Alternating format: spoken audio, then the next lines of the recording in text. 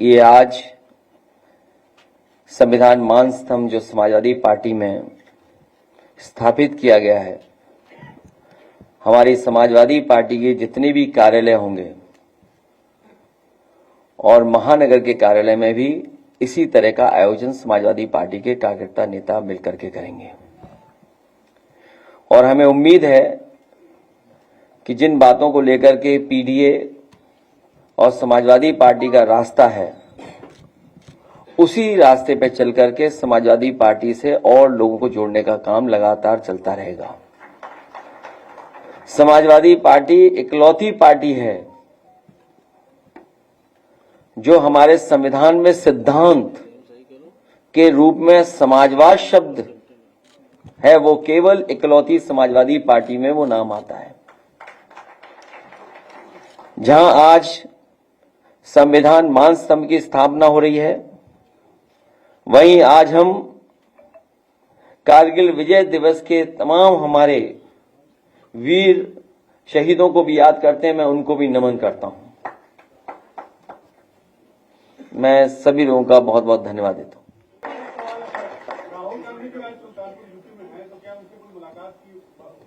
चले हम और आप दोनों लोग, मतलब कोई सवाल है बताओ, हद कर दिया आपने। इतने सीनियर जर्नलिस्ट हो आप, हम दोनों बगल में बैठते हैं, उसमें क्या पूछना? देखते नहीं हो टीवी क्या? ये ऐसे पत्रकार हैं अपनी ही न्यूज नहीं देखते ये। कमाल है भाई, टीवी भी नहीं देखते तुम। सपा के जो बागी है,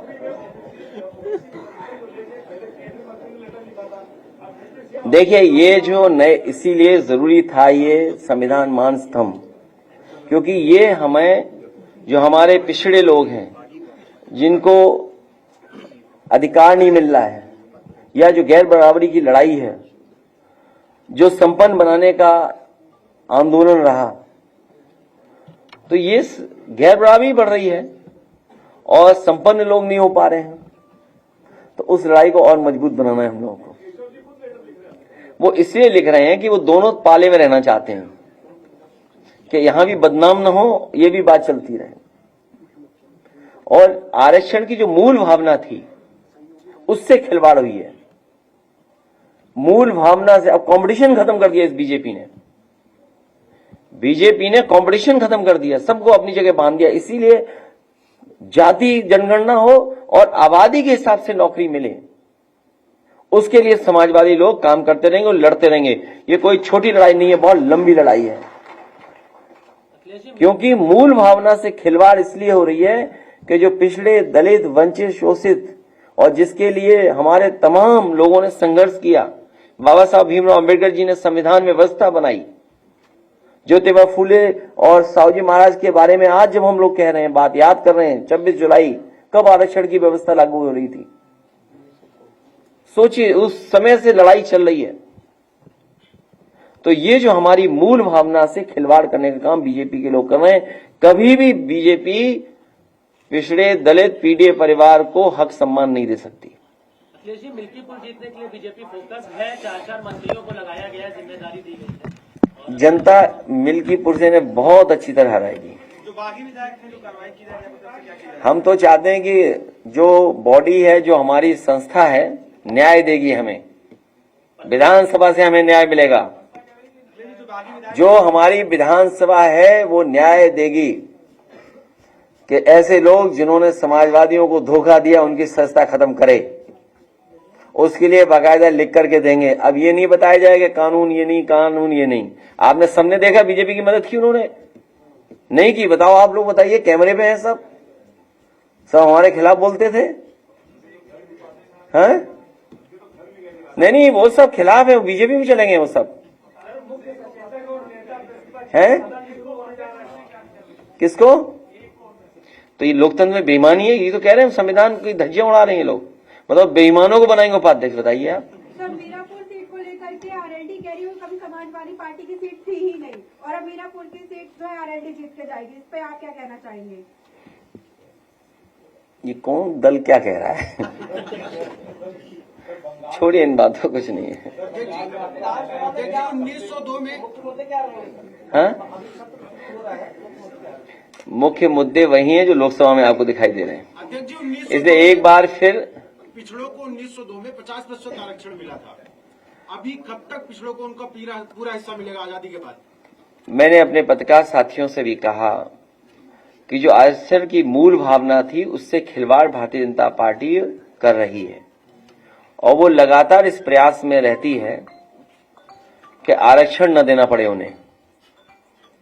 और अभी सुनने में आ रहा है कि कुछ जगह जिस तरीके से पहले चुनाव में इन्होंने किया कि कौन अधिकारी कहां पोस्ट होगा, कौन कहां रहेगा, पुलिस का कर्मचारी कौन रहेगा, पुलिस का सिपाही कौन रहेगा, वो तैयारी कर रहे हैं।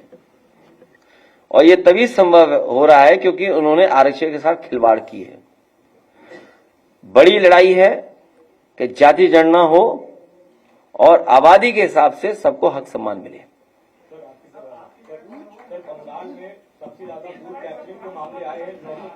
क्यों यूपी का नहीं दिखाई दिया तुम्हें? यहाँ बोर्ड नहीं डालने दिया तुम्हें? यूपी नहीं दिखाई दे रहा, दूसरा बंगाल दिखाई दे रहा है। जा रहे हो क्या बंगाल? वहां बताओ, यूपी में खुलेआम लूट हुई और मैं तुम्हें ऑन कह रहा हूं, ऑनलाइन, मतलब यहाँ सबके सामने लाइव कह रहा हूं, अधिकारियों ने भी बहुत भेदभाव किया है। समाजवादी लोग कभी नहीं भूल सकते ऐसे अधिकारियों को। और ये जो नाम पीछे से आ रहा है फरक्काबाद वाला, ये सही नाम आ रहा है पीछे से। वो बात मैं नहीं कह सकता हूं क्योंकि कल को हमें सबूत देना पड़ेगा, लेकिन आप चुपचाप इनसे पूछना कि अधिकारियों ने क्या किया।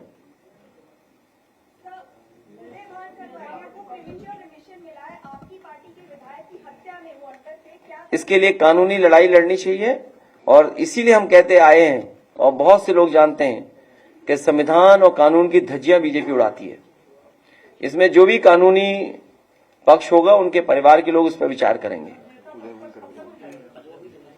कोई सुझाव राय हो तो चुपचाप भेज दो। हमारे आशु मलिक जी पार्टी के लिए बहुत काम कर रहे हैं गाना बनाने का। तो एक हमारे बहुत ही जिन्होंने हमेशा पार्टी के लिए गाना गाया, मैं कहूंगा आप लोग एक बार वो सुनिए गीत उनके पार्टी का। पल्लवी पटेल जी मुख्यमंत्री से मिल रही हैं लगातार। अच्छा, मुख्यमंत्री से आप मिलाओ, हम मिलाएं, कौन मिलाए? सब जाए मिलने जाओ, क्या मिलेगा वहां? मिलेगा क्या बताओ? कोई सदस्य बना देंगे वो? हैं? बस ये सदस्यता बचा लो हमारी। चलो उन्हें छोड़ दिया, नहीं माने, पीडीए की परिवार की है तो सदस्यता ना ली जाए उनकी। ये काम मुख्यमंत्री नहीं कर सकते, ये हम ही कर सकते हैं। ये काम मुख्यमंत्री नहीं कर सकते। पीडीए परिवार की आधी आबादी है तो आधी आबादी के खिलाफ हम लोग कार्रवाई नहीं करेंगे।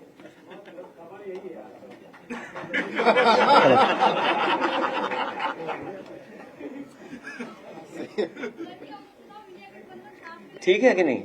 देखो हमारे पत्रकार शादी भी करें, ठीक है। वो कुछ और है, मैंने कहा ना कि मोहरे एंड मोहरा, बस वही खेल है ये सब। कि अगर कोई नहीं गया तो बैलेंस करने के लिए कुछ चल रहा होगा कुछ। अब हमें तो पता नहीं, कुछ झगड़ा चल रहा होगा अंदर।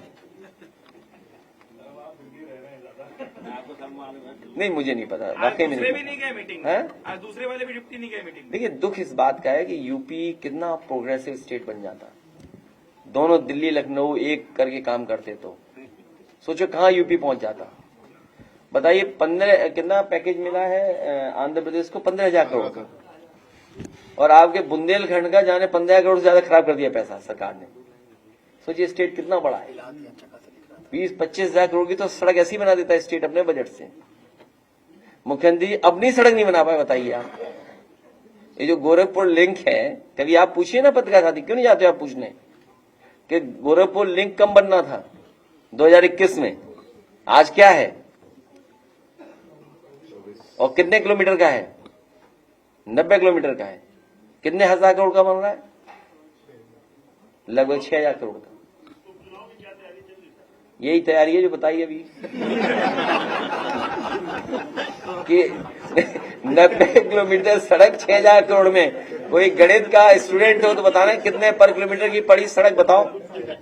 अगर मान लीजिए 90 किलोमीटर की सड़क 6,000 करोड़ में बन रही है तो पर किलोमीटर कितना हुआ? है नहीं 6.5 पंद्रह 66 पॉइंट्स मतलब जो भी वो 66 करोड़ की बने पर किलोमीटर। तो बताओ ये गोरखधंधा है कि नहीं है? यही बताना है जनता को। और क्या महंगाई देखिए कहां पहुंच गई महंगाई, बेरोजगारी देखो आप, हर आदमी बेरोजगार है।